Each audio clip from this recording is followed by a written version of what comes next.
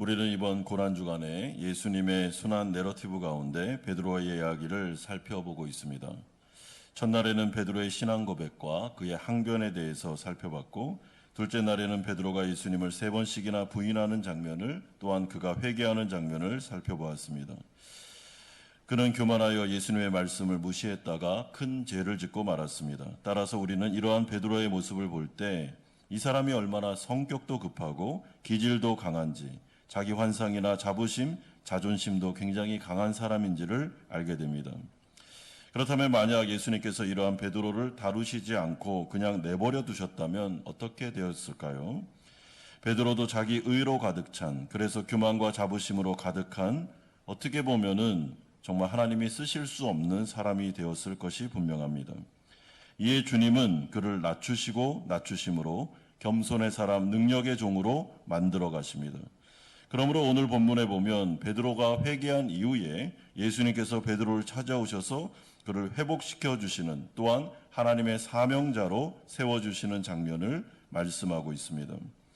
첫 번째로 우리가 살펴볼 내용은 갈릴리에서 제자들을 만나시는 장면이 1절에서 14절까지 나오고 있습니다. 예수님의 예언처럼 베드로를 비롯한 제자들에게는 근래 많은 일들이 일어났습니다. 예수님의 십자가 죽음, 베드로의 부인, 가룟 유다의 배신, 십자가 앞에서 모든 제자들이 예수님을 버려준 채 도망침, 예수님의 부활 등등 많은 일들이 있었습니다. 이에 제자들은 혼란과 혼동에 빠져 있었고 정신적으로, 영적으로 굉장히 멍한 상태에 있었습니다. 어려웠습니다.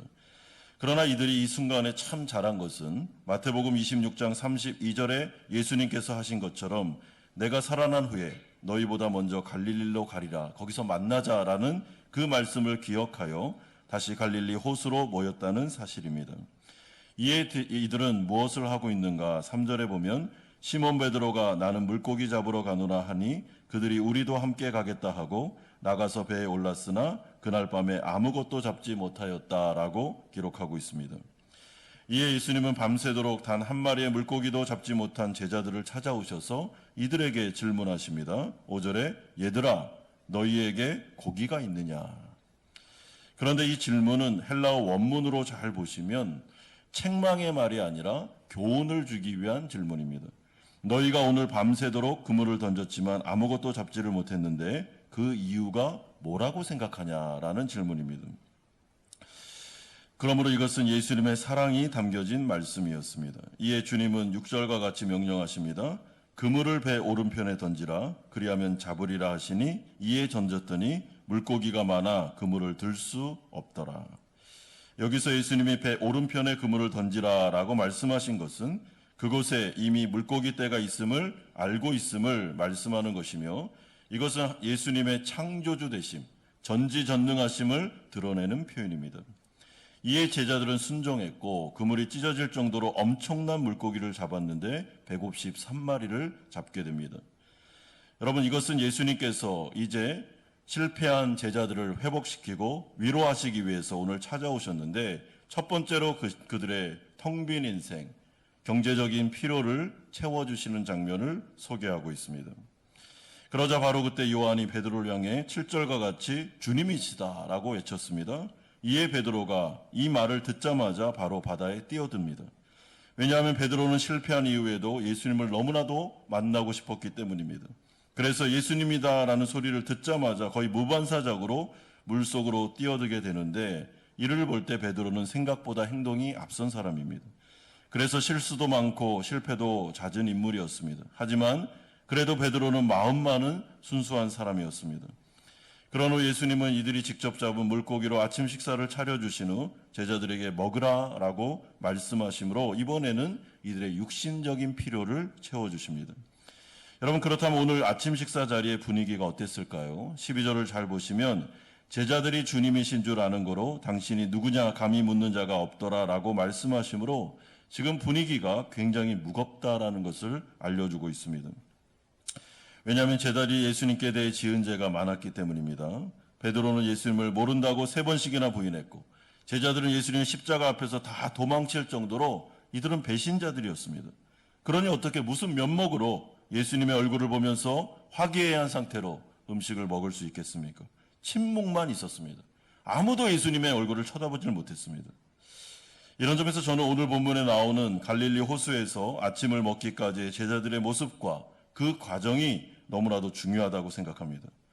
자신들을 과신하다가 십자가에서 비참하게 실패한 이들의 신앙, 소명을 다 잃어버린 채 자신들의 힘만으로 먹고 사는 문제를 해결하기 위해 노력하다가 허탕친 인생, 갈릴리 호수에서 예수님의 말씀에 따라 기적적으로 물고기 153마리를 잡은 이후 주님께서 직접 차려주신 앞심을 먹는 이러한 모습들, 예수님의 기적을 체험하고 그 광경을 바라봤던 제자들의 모습 말입니다. 왜냐하면 이것이 바로 예수를 믿었지만 반복하여 넘어졌다가 회복되는 우리의 모습과 너무나도 많이 닮아있기 때문입니다. 우리의 삶도 늘 이렇습니다. 죄를 짓고 넘어졌다가 또다시 은혜로 일어나고 자기 힘만으로 먹고 사는 문제를 해결할 수 있다고 의기양양하다가 고난이 오면 또다시 하나님을 의지하는 자리로 나아가는 반복된 인생하고 비슷합니다. 그러나 하나님은 그럴 때마다 우리를 찾아오셔서 우리의 죄를 용서하시며 우리를 회복시켜 주시고 우리의 육신적인 필요를 채워주십니다. 영적인 회복만 오는 것이 아닙니다. 물질적인 필요를 채워주십니다. 우리의 실패하여 낙심한 삶 가운데 찾아오셔서 배 오른편에 그물을 내리라 명령하심으로 우리의 텅 빈 인생을 채워주실 때가 있습니다. 때로는 답보 상태에 있던 사업 가운데 수주가 들어오기도 하고 새로운 직장을 허락해 주심으로 자녀의 문제를 해결해 주심으로 우리를 위로하실 때가 있습니다. 이것이 바로 우리의 인생하고 너무나도 많이 닮아 있습니다. 그러므로 두 번째로 이제 예수님은 베드로를 향해 질문을 던지시는 장면이 15절에서 17절까지에 나오고 있습니다. 예수님은 제자들과 아침을 다 드신 이후에 베드로를 따로 불러서 그와 함께 해변을 거니시고 싶으셨던 것 같습니다. 그리고 예수님은 베드로와 해변을 거니시는 가운데 고요한 정적만 흘렀는데 그때 예수님께서 시간이 어느 정도 흐른 다음에 베드로에게 질문하십니다. 15절에 요한의 아들 시몬아, 네가 이 사람들보다 나를 더 사랑하느냐? 그런데 이 질문은 사실 예전에 베드로가 예수님을 3번씩이나 모른다고 부인하기 전에 고백했던 내용을 염두에 두고 하시는 말씀입니다. 여러분 마태복음 26장 33절에 가보면 베드로가 이렇게 자신만만하게 고백했습니다. 모두 주를 버릴지라도 나는 결코 버리지 않겠나이다. 베드로는 예수님을 향해서 다른 제자들하고 자기를 비교해 가면서 이 사람들은 다 배신해도 저만은 배신하지 않습니다. 제가 누군데요? 하면서 충성을 맹세했던 사람입니다. 그러니까 주님이 굉장히 의도적으로 네가 과거에 그 얘기했지. 다 배신해도 너는 배신한다고 하지 않았지. 그런데 네가 여기 있는 이 제자들보다 나를 더 사랑할 수 있느냐? 라고 3번씩이나 반복하여 질문하십니다. 이렇게 하신 이유는 주님이 자기 환상, 자부심 많은 이 베드로의 자부심의 거품이 다 빠진 상태로 정말 순수한 베드로의 진심을 듣고 싶으셨기 때문입니다. 이에 베드로가 15절, 16절, 17절을 통해 3번씩이나 동일하게 대답합니다. 저는 누구보다 주님을 더 최고로 사랑합니다. 라고 고백하고 있습니다. 그런데 이번에는 이러한 고백 앞뒤에 무려 4번씩이나 그러나 주님께서 아십니다. 라는 고백을 반복하고 있습니다. 그것도 예수님의 마지막 질문에는 근심까지 하면서 마음의 고통을 느끼면서 고백하고 있습니다. 왜냐하면 이제 베드로의 마음에는 일 실패의 과정을 통해 자신에 대한 자부심이 다 깨졌기 때문입니다. 이런 점에서 베드로가 겸손해지기까지 참 많은 시간이 걸렸습니다. 왜냐하면 그는 자기 자신도 자신이 교만하다는 것을 모르고 있었기 때문입니다. 여러분, 사람의 문제, 우리의 문제는 내가 교만하다는 걸 내가 모릅니다. 내가 지금 굉장히 하나님 앞에서 쓰임받기에 합당하지 않다는 것을 잘 모릅니다. 그러니까 인간의 문제가 심각한 것입니다. 그냥 자신은 신앙이 좋은 줄만 알았습니다. 대단한 인물인 줄만 알았습니다. 그래서 예수님이 자기를 선택한 것은 굉장히 훌륭한 선택이다라고 생각했습니다. 그러나 이 부분에 대해서 이제 그는 부끄러움을 느끼고 있습니다. 그는 자신의 진심을 최초로 겸손하게 토해내고 있습니다.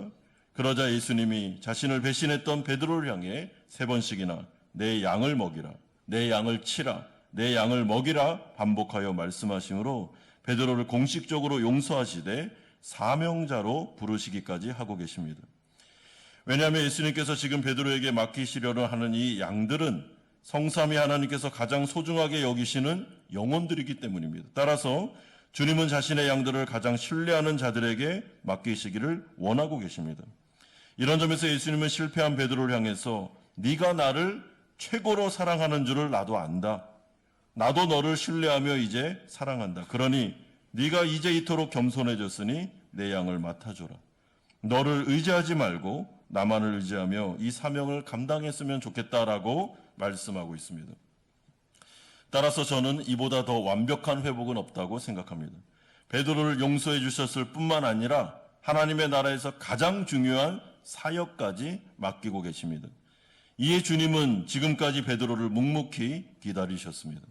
자부심과 자기 환상이 강한 베드로, 순수하기는 하지만 성격도 급하고 기질도 매우 강한 베드로가 겸손해지기까지 기다리셨습니다.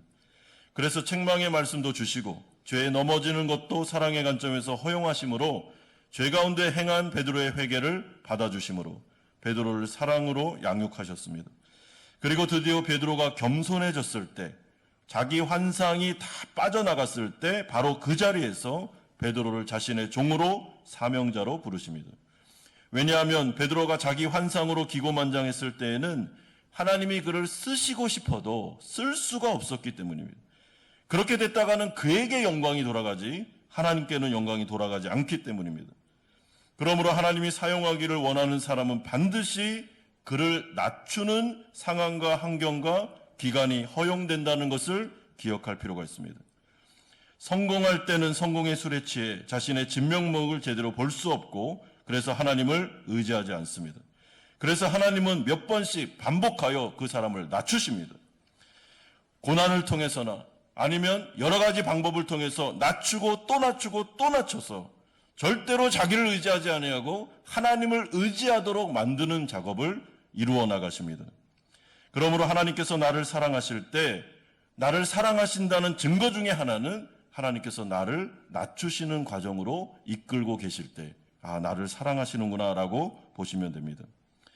그리고 이 은혜 가운데 드디어 내 입에서 이제는 하나님만을 의지합니다. 저는 정말 아무것도 할 수 없습니다. 하나님의 능력이 아니면 은혜가 아니면 이 세상을 살아갈 수 없습니다. 저는 사업도 할 수 없고 하나님의 사명도 감당할 수 없으며 성령의 능력이 저에게 와야 됩니다라는 고백이 나오기 시작했을 때 여러분 그것은 굉장한 은혜라는 것을 기억할 필요가 있습니다. 그러므로 마지막 세 번째로 이제 베드로를 향한 예수님의 예언의 말씀이 18절에서 23절까지 나오고 있습니다. 18절에 보면 내가 진실로 진실로 내게 이르노니 네가 젊어서는 스스로 띠띠고 원하는 곳으로 다녔거니와 늙어서는 내 팔을 벌리리니 남이 내게 띠띠우고 원하지 아니하는 곳으로 데려가리라. 그런데 이 말씀을 정확하게 이해하기 위해서는 19절에 기록된 요한의 해석을 참조하셔야 됩니다. 이 말씀을 하심은 베드로가 어떠한 죽음으로 하나님께 영광을 돌릴 것을 가르치심이로라. 이 말씀을 하시고 베드로에게 이르시되 나를 따르라 하시니. 여러분 베드로에 대해서 이제 미래를 말씀하시는데 너의 인생은 이제 하나님께 영광 돌리는 인생이 될 거다라고 말씀해주고 있습니다. 그러므로 이 18절의 말씀은 두 가지로 해석할 수 있습니다. 첫째는 베드로의 미래와 진로가 이제부터는 베드로의 뜻이 아니라 하나님의 뜻대로 진행될 것임을, 철저히 부름받은 인생을 살아갈 것임을 예언하고 있습니다. 두 번째는 베드로도 예수님처럼 십자가에 매달려 죽게 될 것임을 예언하고 있고 이를 통하여 하나님께 영광 돌리게 될 거다라고 말씀하고 있습니다. 그러므로 베드로에게 있어서 가장 큰 변화가 무엇입니까? 그것은 그의 인생이 하나님께 온전히 바쳐진 인생이 되었다는 사실입니다. 베드로가 젊었을 때, 자부심이 많았을 때, 기고만장했을 때, 자기 환상과 자기 계획과 자부심이 매우 강했을 때는 하나님이 그를 사용하고 싶어도 사용하실 수가 없었습니다. 사용하셔도 안 됩니다. 왜냐하면 사용하면 영광이 하나님께 안 갑니다. 베드로 자신에게만 다 갑니다. 그러니까 하나님께서 안 사용하십니다. 기다리시는 것이죠. 여러분 이 젊었을 때 자기에 대한 환상이 많은 사람들의 그 증거는 자기 의견이 많습니다. 자기 생각이 많아요. 그래서 하나님께서 이렇게 해라 그러면 안 합니다. 굉장히 말이 많습니다. 항변도 하고요. 제가 누군데 제가 저를 뭘로 보고 그런 말을 하십니까? 라고 하면서 얼마나 하나님하고 힘겨루기를 많이 하는지 모릅니다. 그래서 하나님이 쓸 수가 없습니다.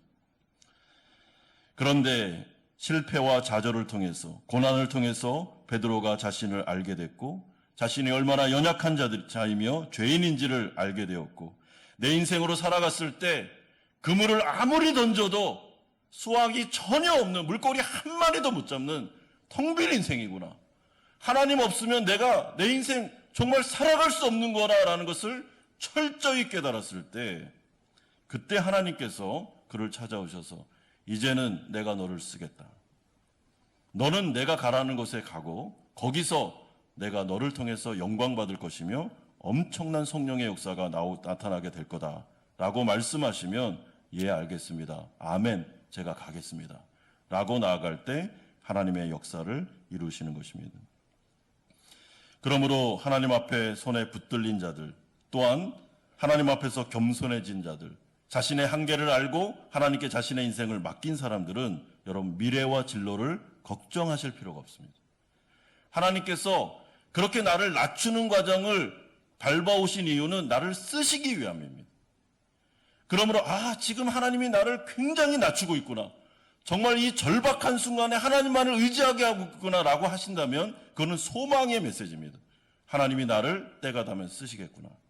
그러므로 미래와 진로는 우리의 걱정이 아닙니다. 하나님께서 다 알아서 하십니다. 그러므로 이번 고난주간을 보내면서 우리 성도님들이 정말로 이 베드로의 이야기를 살펴보면서 힘써야 되는 것은 겸손함입니다. 여러분, 겸손의 척도는 예수님의 십자가 앞에서 자기 자신을 정확하게 하는 것입니다. 그리스도의 십자가 앞에서 내가 누구냐, 내가 정말 내 자신을 자랑할 것이 있는가, 그래도 그리스도의 십자가 앞에서까지 내가 자부심을 가지고 내 힘으로 살아가려고 하는가라는 부분을 이번 고난주간을 통해서 철저하게 한번 묵상을 해보십시오. 내가 누구냐? 예수님 없이 나는 살아갈 수 있는가? 살아갈 수 없습니다. 아직까지도 내가 누군지를 몰라서 그렇게 하는 거지, 아직까지도 내 어깨에 힘이 꽉 들어가 있고 내가 뭔가를 할 수 있다고 생각하니까 반복해서 실패하는 거지, 여러분, 우리는 주님 없으면 한순간도 살아갈 수 없습니다. 아무리 밤새도록 그물을 내렸지만 물고기 한 마리도 못 잡는, 그게 바로 우리의 현실입니다. 그러므로 이 고난주간을 통해서 그리스도의 십자가 앞에서 내 자신을 바라보면서 나는 할 수 없지만 주님은 하실 수 있습니다. 제가 주님 앞에 회개합니다.